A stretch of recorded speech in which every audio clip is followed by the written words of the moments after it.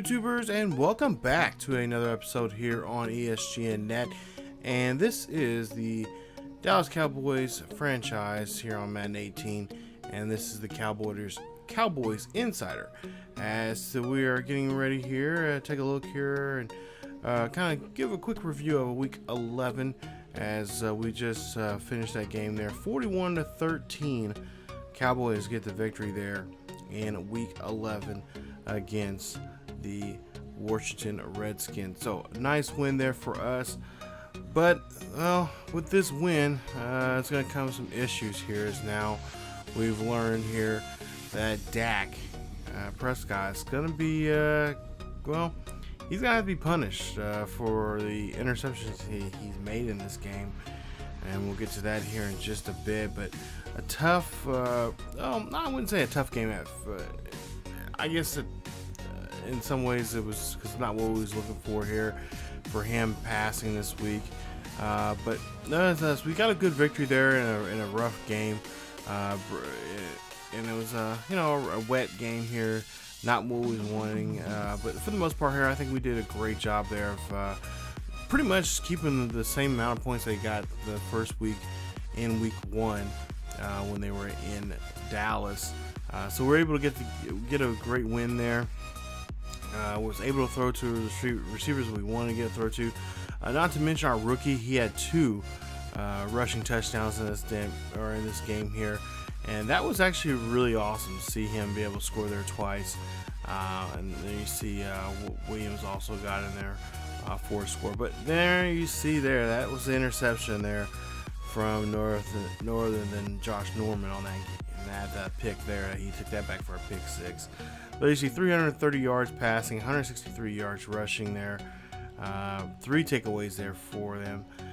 Dak Prescott, 3 touchdowns, 3 interceptions. That makes now 12 interceptions now for the season, and we're going to have to decide what his punishment is going to be. Now, I think I mentioned in the last that episode that he's going to be at least been told by me from some of the coaches there that he will have to miss the second half of the next game, which will be against the Titans, and I believe that is our Thanksgiving game. So he will be able to play in the Thanksgiving game, but he will not be able.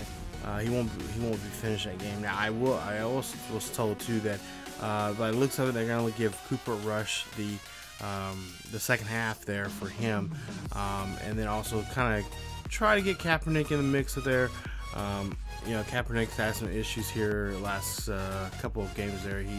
He threw a couple picks there for himself, so we're going to try to for the most part here try to get those 2 worked in there. But I think for the most part, I think Cooper Rush will be the guy that we will have in there for the most part there in the second half there. So regardless of the score, they're going to just they're going to go with just as business as usual. Zach Brown for the Redskins there had a great game there. You should take a look at some of the numbers there. But for the most part here, I think the guys did a great job there. And got the same amount of points they did in Week 1 there. So not much of a big shocker there. They were able to do what they were supposed to do in there, and for the most part I think game plan wise I think we did a great job there. Really all the points really came from the touchdown they got there. It really came down to basically the defense doing their work there and able to score on it. So offensively, I think, or defensively for us, we did a great job there against their offense, and that's what we like to see from our ball club there. Executing what we had our game plan out to be, and taking that game plan and really going out there and just taking advantage and just doing exactly what we wanted to do, and that's what we were able to do. Take a look at some of the draft stories there, some of the guys that we've been looking at there, and some of the big names that have been talked about during so far here draft wise, scouting and stuff like that. And we'll have a video about that here coming up here very, very soon. Take a look at your top players of Week 11. There you see Aaron Rodgers, your top player there for the NFC offense. The NFC defense, there you see Jones there for the Falcons, and then on the offensive side of the AFC, you got Andrew Luck, and there you see there on defensively there. So pretty good big names there. No names from the Cowboys this week, unfortunately. It's been a while since we've been on that list there. But take a look at the current standings right now, 9-1, as we get ready to host the Thanksgiving game coming up here, which, like I said, will be against the Tennessee Titans. We'll have that quick look at them here in just a bit. But there you see the Eagles 7-3, Giants 4-6. Take a look at the NFC North or AFC North. There you see the Steelers 7-2-1, Bengals 6-4, Ravens 4-6, and the Browns 9-1. Ravens lost 3 straight now here, and a lot of people wondering what is going on. Why can they not pump the brakes there? That's been an issue. Jaguars right now have actually tied with the Titans right now, 6-4, and then you got the Colts and Texans right there at 3-7. So it's very interesting to see how that's going on about. And of course, the Titans would love to get a victory over us so they can continue doing well there in that division. Also, take a look at the AFC East. Bills and Patriots. Bills stay on pace there, 7-3, both squads there. So they're staying in pace with the Patriots, even though the Patriots are in second place. But you got the Broncos there 8-2, Raiders 6-4. They've won 3 straight there. They're starting to try to bounce back there. They got some pretty big AFC West games coming up with the Chiefs and Chargers coming up here. And then look at the NFC North. Packers 6-4, and then the Lions and Vikings 5-5. Vikings won 3 straight. Bears, well, they've been slipping here, son. They've lost 2 straight now. They're 4-6 there in that division. Go ahead and move on to the NFC South and take a look at the Panthers and Saints. They're staying right on track with one another. Panthers won 3 straight. As for the Bucks there, well, they've now lost 2 straight there after that tie they had just 2 weeks ago, and they are still struggling there, 0-9-1 for their division, as they are dead last. They're the most worst team in the league. Take a look and finally see the NFC West. There you see the Seahawks 8-2, along with the Rams 4-6, 3-7, both for the 49ers and for the Cardinals. So tough year, of course, there with those 2 teams there. But Rams they've lost 1 so far, but you take the 49ers, you think they would be the worst team right now. They've lost 5 straight, but for some reason the Cardinals are just as worse. I don't know what's going on there in that division there for the Cardinals. But we'll take a look here at the Titans here real quick before we wrap up this episode here. We'll see that again, looking at zone passing here. Offensively, we've got to watch out for the zone blitzing. Throw more immediate passes, especially with what happened here last week with the 3 interceptions there. We have to be careful. Dak has to be able to read the field a lot more better there. I don't know if you guys noticed, but he has been changing up plays here. He has been air traffic controller there and trying to switch up play routes and stuff like that, which has been very helpful there with that. But I think more of the run is going to have to come in play here, so we're going to see more from McFadden and from really from Bird, as he had a great game there against the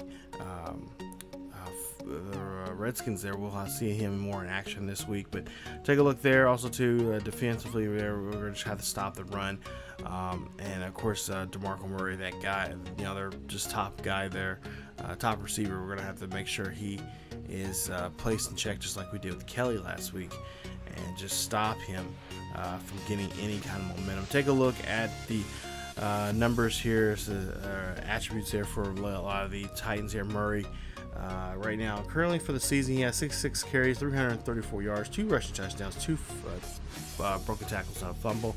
Ryan Logan, the corner, there you see 38 tackles, 2 interceptions, fumble recovery, and a forced fumble there for him.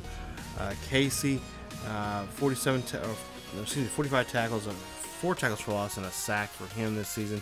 One of the top guys for the team right now, doing very well. He is one of those guys that's there on the on the tackle there, and really he can really snatch a guy up if he has to when it comes to run too. He's also a good run stopper. Eric Decker, look at his numbers for the season so far, wide receiver wise. 53 receptions for 602 yards and 6 touchdowns there for him. He's always a threat there in the end zone, especially in the red zone. Brian Orakpo, you see his attributes and stuff. Orakpo, 58 tackles, 2 tackles for loss, and 8.5 sacks there, and that is a guy we're definitely he's gonna be watching Dak and the quarterbacks there a lot. He's one of those good, not excellent on interceptions, but he can get involved in a lot of plays and bat balls away. But at the same time, if we have to scramble, he's gonna be right there on top of us. So we're gonna make sure we don't get caught up and don't get we got watched a lot of the blitzing and stuff from him on his side of the field. And then of course Mariota, 98.3 passing rating, 2,705 yards, 17 touchdowns, 8 interceptions, 22 sacks, and a completion rating of 67% for this season. So Mariota, apply some pressure on him. Get him, if he does, he's a runner, he's going to run, he's in that Oregon offense. He's, first chance he can get, he's going to take off and go. And so we're going to put a lot of spy capabilities on him, not with just the linebackers, but also our defensive linemen there to help us out. I would even say we're going to put some safeties in some check there. We're going to try to get him to get on his blind side there and try to really hit him hardest we possibly can here. And I think that's kind of worked out. I believe in a couple of 2 or 3 games ago we worked out for us in there, and for some reason I'm just not going to that. I think we need to go back to that here coming up in this game. So it's the holiday season. It's time for some turkey and some stuffing and stuff. So we'll see what they can do here in week 12 as we host our annual Thanksgiving game day game here. So stay tuned for that. Week 12 will be coming up very, very soon here on the channel, and stay tuned for more Dallas Cowboys franchise here on ESGNet. That is it for this week, you guys. For the Insider, stay tuned again. Like I said, for episode I believe 41, I think it is, of the Dallas Cowboys franchise. We'll take it on in week 12. We'll be at home and we'll be taking on the Tennessee Titans. If you guys enjoyed today's episode, please leave a like. Also, if you got any comments or concerns or anything you want to suggest here for this series, let me know down below in the comment section, and I will take that in part of consideration. But I want to thank you guys again. And again, if you enjoyed today's episode, please leave a like. Don't forget to subscribe to the channel for more Dallas Cowboys franchise here on ESGNet. Follow us on Facebook, Twitter, and Discord. Check us out there for the latest news and events. Don't forget to hit that sub button. And also, if you have subbed to the channel, don't forget to hit that bell notification so you guys can be notified when videos of this series or any other series we have here on the channel are uploaded to the channel, so you guys can be the first ones to know. Thank you guys so much for watching, and again, I will see you guys next time.